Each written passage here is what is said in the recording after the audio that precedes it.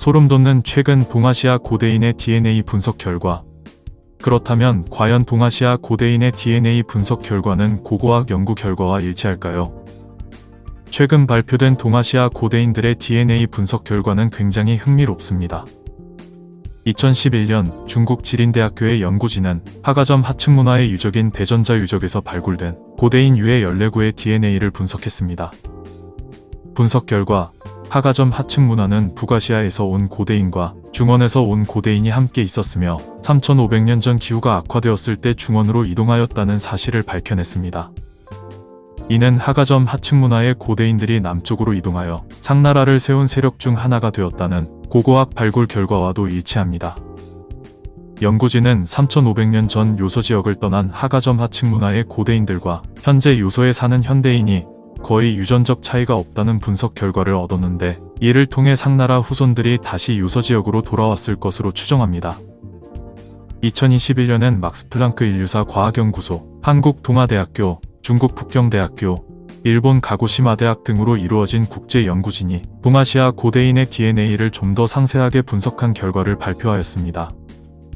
연구진은 동북아시아 일대에서 발견된 고대인 19명의 DNA를 분석하였고, 그 결과 하가점 하층문화의 고대인들은 북방계 조상과 황화 쪽 중원계 조상의 비율이 약 1대9로 중원계 조상을 가진 사람이 훨씬 더 많았다는 사실이 밝혀졌습니다.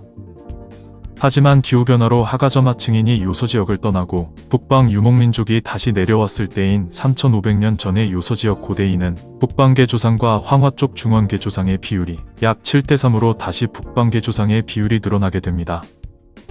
대한민국의 천안 대정리, 여수 안도, 부산 장항 등에서 발견된 청동기 시대 고대인들은 유전자 분석 결과 북방계 조상과 황화 쪽 중원계 조상의 비율이 약 7대3이었던 3500년 전 요서 지역 고대인을 조상으로 가졌으며, 한반도 남쪽으로 내려갈수록 일본 토착민인 조몬인과 섞인 비율이 늘어났습니다. 2021년 아일랜드 더블린 대학교의 연구진과 일본 가나자와 대학교의 연구진은 일본 최후의 이주민이자 현대 일본인의 직계 조상인 야요이인의 DNA를 분석하였고, 분석 결과 3500년 전의 요서 지역 고대인이 한반도를 거쳐 일본에 정착하여 야요이인이 되었다는 사실을 밝혀냈습니다. DNA 분석 결과를 정리를 하면 다음과 같습니다. 번성하던 하가점 하층문화의 고대인들은 3500년 전 요서 지역의 기후가 악화되자 대부분 중국 대륙으로 이동을 하였고, 남아있던 하가점 하층 고대인들은 북쪽에서 온 유목민족을 받아들여 새로운 집단을 꾸렸습니다. 그 후 이 집단이 한반도로 이동하였고, 결국엔 일본 열도까지 가서 야요이인이 되었습니다. 이 DNA 분석 결과와 최근 고고학 연구 결과를 비교해보면 하가점 하층 문화에서 북방계 유물, 홍산 문화를 계승한 유물뿐만 아니라 중원 문화 유물이 많이 발굴되었던 사실과 하가점 하층 문화 고대인의 중원계 조상 비율이 높았던 사실이 매칭됩니다. 또한 초기 상나라와 하가점 하층 문화의 유물이 비슷했던 것과 하가점 하층 문화인이 중원으로 이동하였다는 DNA 분석 결과도 일치합니다. 마지막으로 현재 초기 고조선으로 봐야 한다는 목소리가 커지고 있는 위영자 문화도 하가점 하층 문화, 고대산 문화, 북방계 유목 문화가 섞였다는 발굴 결과와 현대 한국인이 북방계 조상과 황화 쪽 중원계 조상의 비율을 약 7대3으로 갖는 3500년 전 요서 지역 고대인을 직계 조상으로 한다는 DNA 분석 결과와도 일치합니다. 이렇듯 고고학 발굴 결과와 DNA 분석 결과가 대체로 일치하는 경향을 보이기에 고조선이 실존했던 지역에 대한 기존 학설은 재고가 필요해 보입니다. 점점 실체가 밝혀지고 있는 고조선. 고조선이 하가점 하층 문화 등 요서 지역 세력과 연관이 있어 보이지만 아직 확정적인 발굴 결과가 부족하여 추가적인 연구가 필요합니다. 하지만 분열된 국내 사학계와 역사 왜곡을 완성시켜 나가는 중국으로 인해 앞으로의 미래는 그리 밝진 않아 보입니다.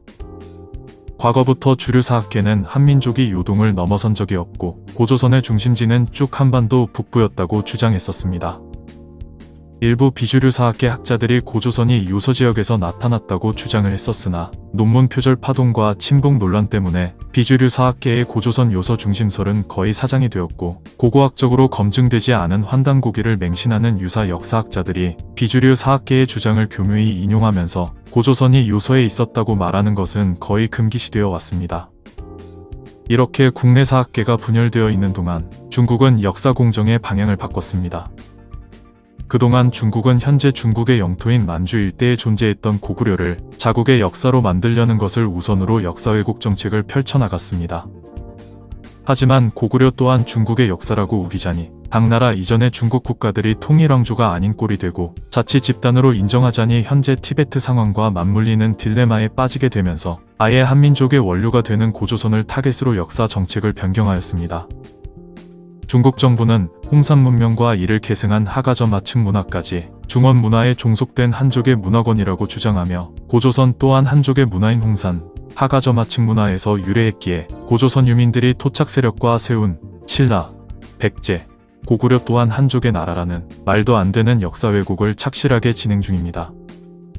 이를 위해 중국 정부는 요서 문화권을 아예 요하 문명이라 이름 짓고 주요 유적지엔 거대한 도물 건설, 단순한 무덤 유적지에도 가벽을 설치하는 등 요서 문화권의 유적지 확보와 보존에 총력을 기울이고 있습니다. 또한 이와 관련된 자체적인 학술 대회를 주기적으로 열고 요하 문명을 주제로 한 대형 박물관도 건립했습니다.